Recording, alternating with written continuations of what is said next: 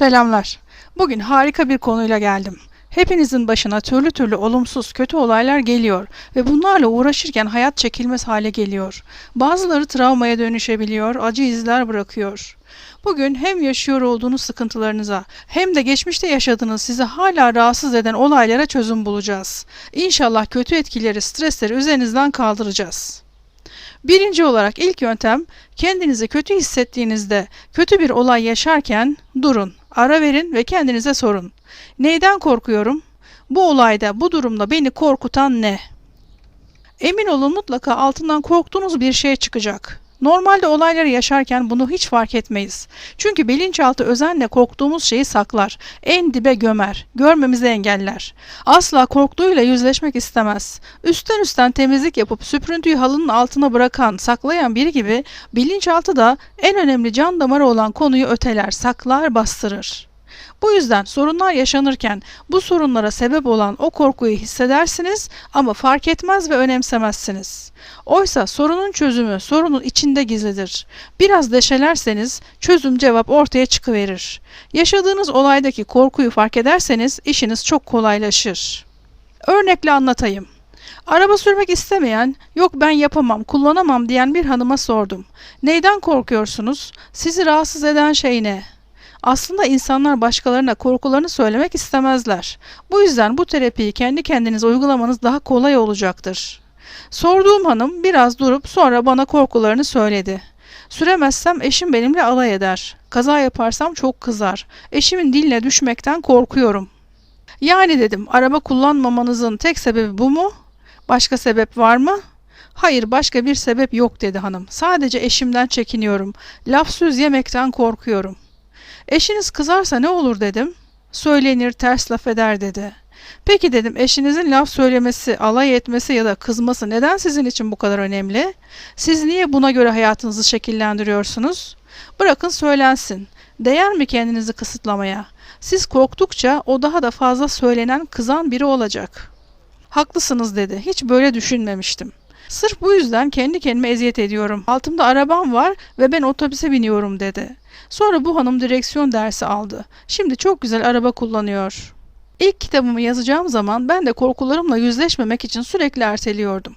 Kitap deyince bile içime sıkıntı oturuyordu. Sonunda yüzleşmeye karar verdim. Neyden korkuyorsun diye sordum kendime. Cevap hemen geldi. Güzel olmamasından çok korkuyorum. Ya başaramazsam, ya kimse beğenmezse, okumazsa... Oh, yüzleşince rahatladım. Bu muydu dedim beni yazmaktan kaçıran. Korkumu ikna ettim.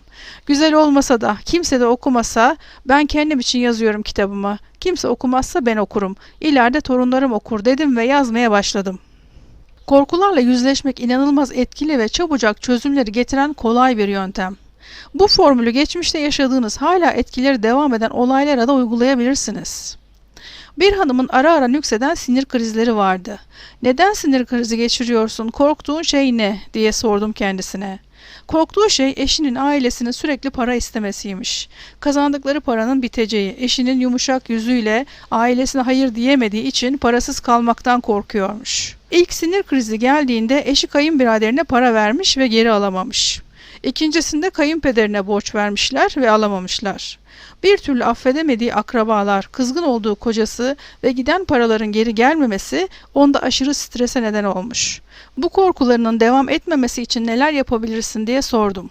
Eşim çok üzgün hasta olmamdan dolayı. Ona krizlerimin nedenini ayrıntılı anlatırsam belki bir daha onlara para vermez dedi.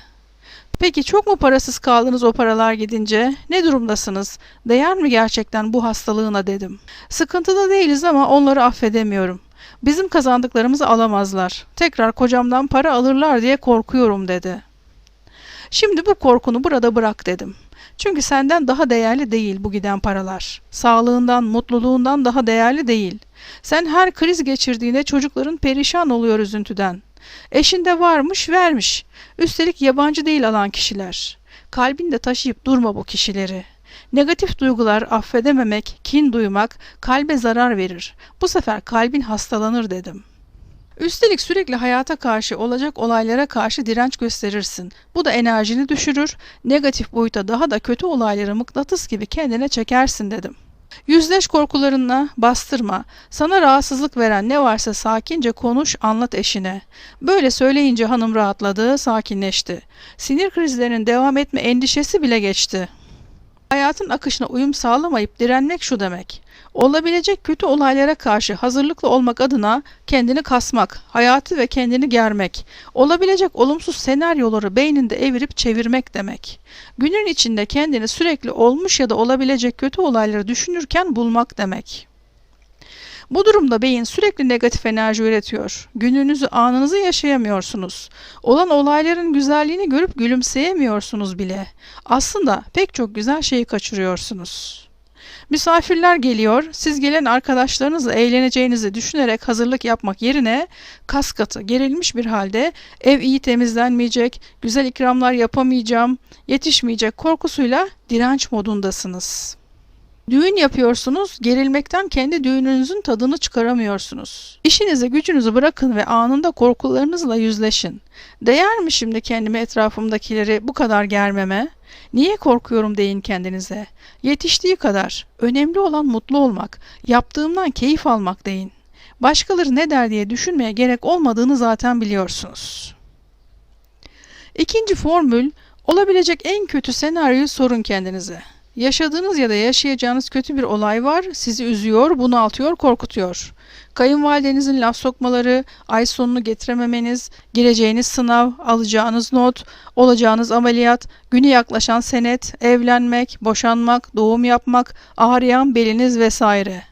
Bunlar sizi tedirgin ediyor, üzüyor ya da korkutuyor. Şimdi sorun kendinize, en fazla ne olur? En kötü ne olur ki ben bu kadar endişeliyim? Günümü yaşayamıyorum, hayatı kendime zehir ediyorum. Kayınvalidem laf söylerse en fazla ne olur? Nasıl bana laf sokmasına engel olabilirim? Ona cevap verirsem ne olur? En kötü ne olur? Bir hanım şöyle demişti: kayınvalidem sırf evimi, dağınıklığımı topluyor diye laf sokmalarına katlanıyorum. Çünkü bu hanımda yapamam, beceremem, evimi tek başıma toplayamam korkusu vardı. Bu korkuyla tavizler veriyordu. En kötü ne olur dedim. En kötü gerçekten yapamam dedi. Seç dedim. Ya kendi işini kendin yap ya da laflara katlan. Ya da temizlik için birini tut. Kayınvalidesinin lafları yüzünden hem psikolojisi alt üst hem de eşiyle arası bozulmuş. Sonunda karar verdi ve her gün elindeki telefonu yarım saat bırakıp temizlik yaptı.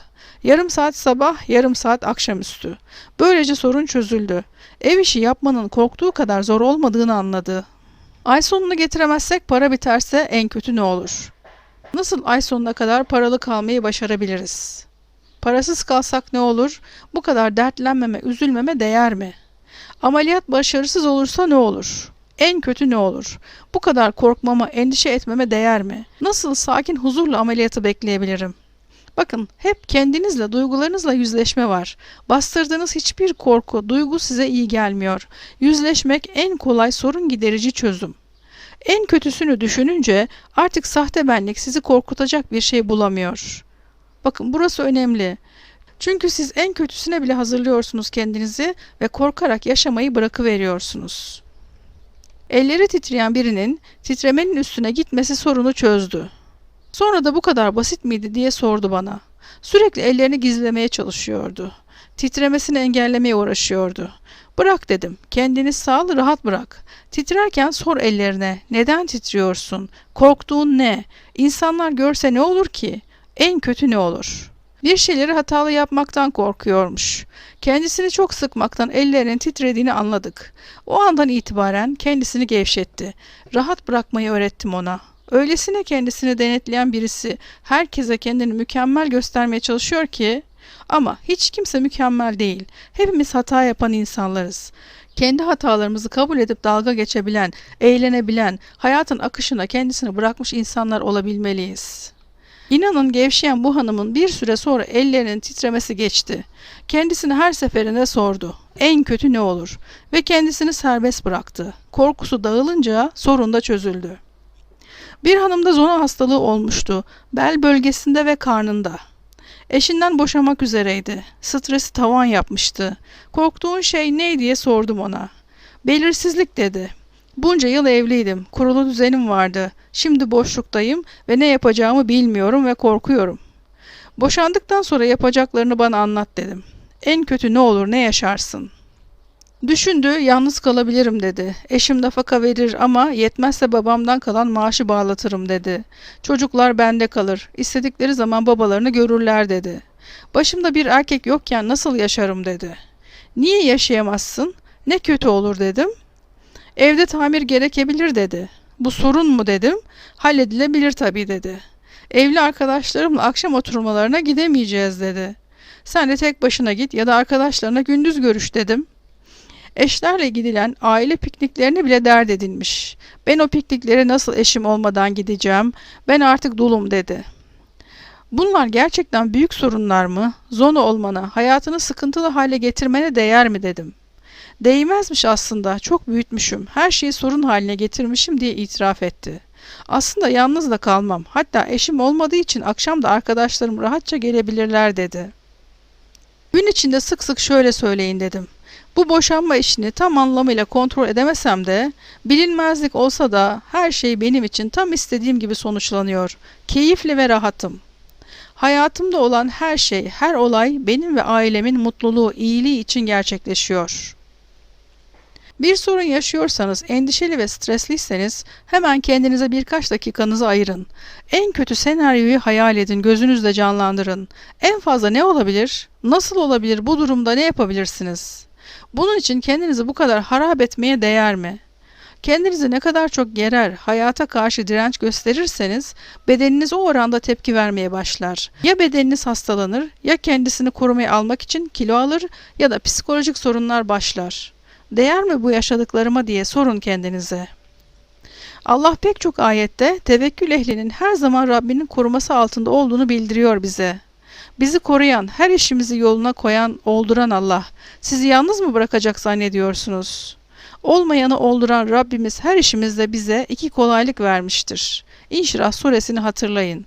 Ancak tevekkül etmeyenler, kendisini yalnız bir başına sananlar hayatla mücadeleye girişirler ve zararlı çıkarlar.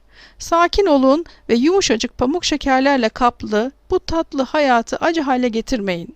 Allah hiç kimseye çekemeyeceği yükü yüklemez. Yardım dileyeni yalnız bırakmaz. Siz de ben kendimi, her işimi Rabbime bıraktım, ona teslim oldum deyiverin. Elinizden geleni yapın ve gerisini düşünmeyin artık.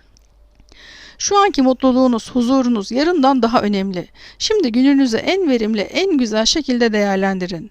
Yarını yarın olunca daha iyi algılar yaşarsınız. Bugünü yarının endişesiyle heba etmeyin. Bir daha geri getiremeyeceğiniz bugününüz kıymetli. Tadını çıkarın. 2 harika formül verdim size. Olumsuz yaşanan olayları bertaraf edebilmeniz için. İnşallah uygulayın ve hayretle sonuçlarını alın ve bizimle yorumlarda paylaşın. Birkaç şifa cümlesiyle taçlandıralım sohbetimizi. Hayatım emin ellerde. Ne yaşarsam yaşayayım, her zaman feraha, kolayca çıkarım. Kendimi seviyorum, hayatımı seviyorum. Yüce Rabbime verdiği güzel maddi manevi nimetler için sonsuz şükrediyorum. Çok parlak, mucizelerle dolu, aydınlık, pembe mavi bir geleceğim var, şükürler olsun. Ben güçlü, aklı başında, kendi hayatının idaresi elinde, şahane hayatı olan biriyim. Ailemin ve benim geleceğim muhteşem. Ben günümü harika yaşarken, geleceğimiz Rabbim tarafından mucizelerle dolduruluyor. Bilinçaltımda sadece mutlu, huzurlu, sağlıklı, bolluk içinde yaşamak için hayatımı mükemmelleştiren inançlar var. Kendimi seviyorum ve teşekkür ediyorum. Yaşanan ve yaşanabilecek olan her kötü olumsuz olayı olumluya çevirebilecek güce, iradeye ve bilgiye sahibim. Bu gücümü kullanacak, amaç ve hedeflerime yetecek bol bol enerjim var, şükürler olsun. Bugünlük bu kadar. Kanalıma hala abone değilseniz şimdi tam zamanı. Beğenmeyi ve yorum yapmayı hatırlayın. Kitaplarımı tüm internet kitapçılarından alabilirsiniz. Allah'a emanet olun. Selamlar.